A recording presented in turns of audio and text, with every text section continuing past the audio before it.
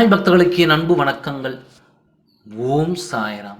என் அன்பு குழந்தையே, நீ ஆசைப்பட்ட உறவுடன் சேர முடியாமல் யாராவதும் தடையாக இருந்து விடுவார்களா என்று நீ குழப்பமடைகிறாயா?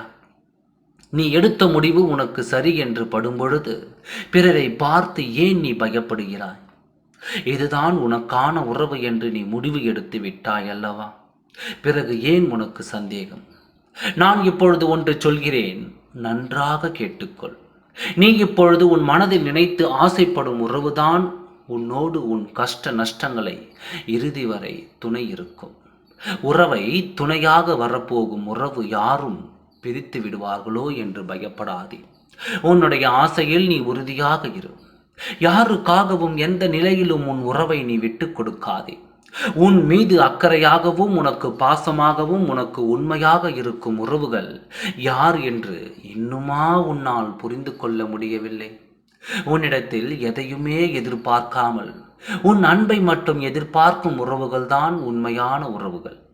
இறுதி வரை உன்னுடன் யார் இருக்கிறார்கள் என்று முதலில் நன்றாக புரிந்து கொள். அவர்களை எந்த நிலையிலும் இழந்து விடாதே.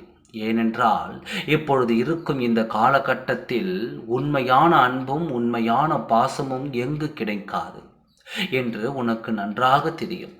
ஆனால் இப்பொழுது அது உனக்கு கிடைத்துள்ளது. அதை நீ இழந்து விடாதே. மீண்டும் கிடைப்பது மிகவும் கஷ்டமாகிவிடும். உன்னை சுற்றி நல்லவர்களும் இருக்கிறார்கள், அதே சமயம் கெட்டவர்களும் இருக்கிறார்கள். உனக்கு இப்படி ஒரு உறவா என்று அதை நினைத்து பொறாமைப்படவும் ஆட்கள் இங்கே உண்டு. ஆனால் அது எதுவும் நீ பொருட்படுத்தி கொள்ளாமல் உன் அன்பிலும் உன் பாசத்திலும் உன் உறவிலும் நீ உறுதியாக இருக்க வேண்டும்.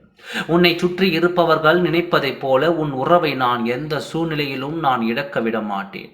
நீ ஒரு முறை கரம் பிடித்த அந்த உறவு இறுதி வரை உனக்கு மட்டும்தான். முதலில் நீ உன் அன்பிலும் பாசத்திலும் உறுதியாக இருக்க வேண்டும்.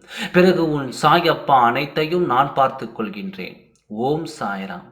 நன்றி, வணக்கம்.